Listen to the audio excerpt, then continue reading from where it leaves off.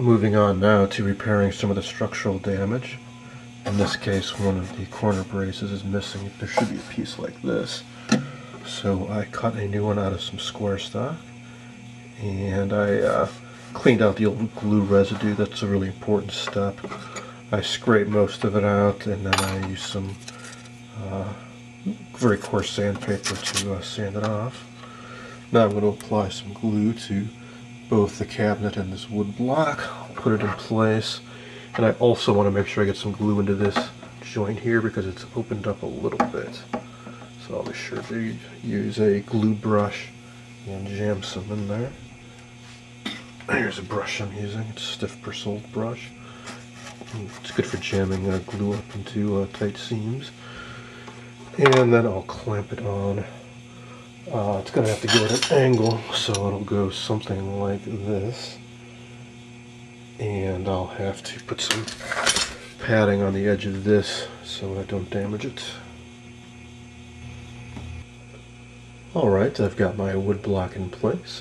I made a custom foam block here where I cut a wedge out of to fit around that molding and put a C-clamp on, so that's sitting up nicely. That just leaves replacing this bit of strapping here to match the one on this side. And then finally, I move on to the front.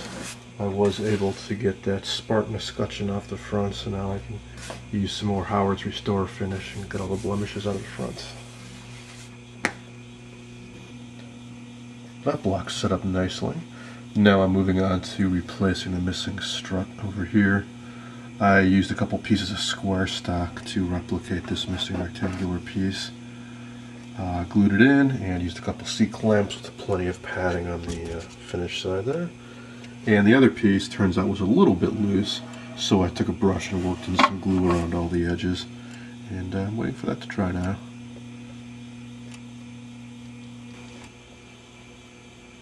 Here's the cabinet all back together and cleaned up.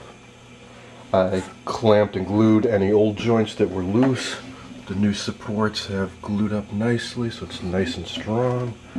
I use a Howard's Feed and Wax and Restore finish on all the surfaces. It's nice and smooth and shiny. Now it's time to slide the chassis back in.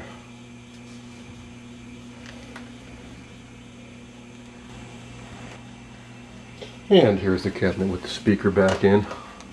Took a little bit of finessing, but I got this rep wood grill centered pretty well, I think.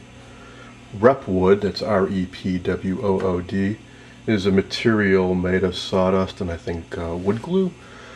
What they would do is press it into a mold to make emblems like this. It was cheaper than actually having somebody carve this out of a piece of wood. Now, you may have noticed that there's still a hole in the side.